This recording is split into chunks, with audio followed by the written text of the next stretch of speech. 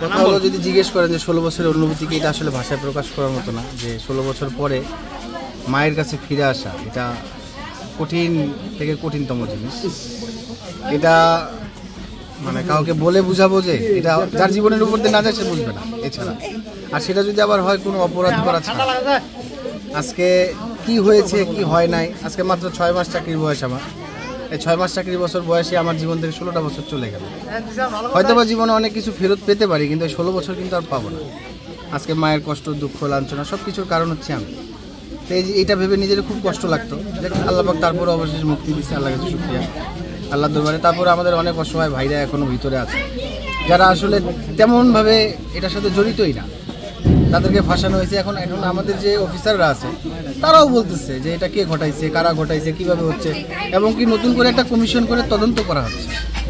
তাই এটার উপরে ভিত্তি করে এখন আমাদেরকে ভিতরের যে মানুষগুলো আছে তাদের দিকে সদৃষ্টি জ্ঞাপন করা উচিত। আমার মতামত হচ্ছে এটা, যে ভিতরে যারা আছে আমার বিশ্বাস তাদেরকে অতি শীঘ্রই আমাদের এই সরকার ছেড়ে দেবে। সরকারের কাছে কোনো চাওয়া?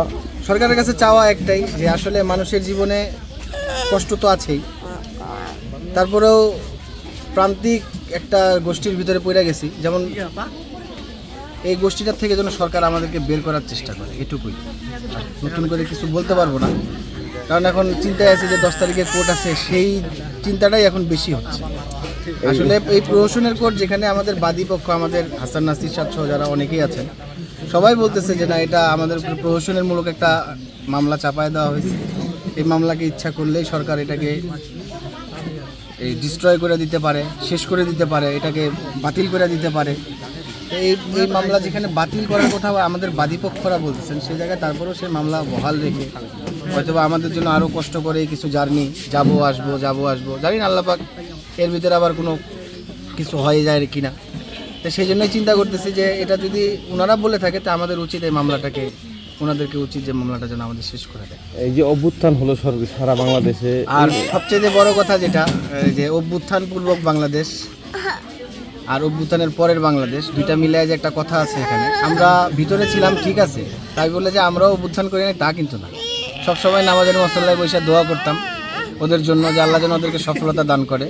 তারপরে যারা ভিতরে ছিল চেষ্টা করছি যতটুকু পারা যায় তাদের পাশে দাঁড়ানোর, আমরা আমাদের সাথী ভাইরা সহ। আল্লাহ পাক যতটুকু তৌফিক দিছে, হয়তো বা তারা বলে বের হয়ে সমন্বয়করা বলছে, অনেকেই বলছে যে ভিতরে আমরা কি করেছি বা তাদের পাশে কতটুকু দাঁড়াইছি।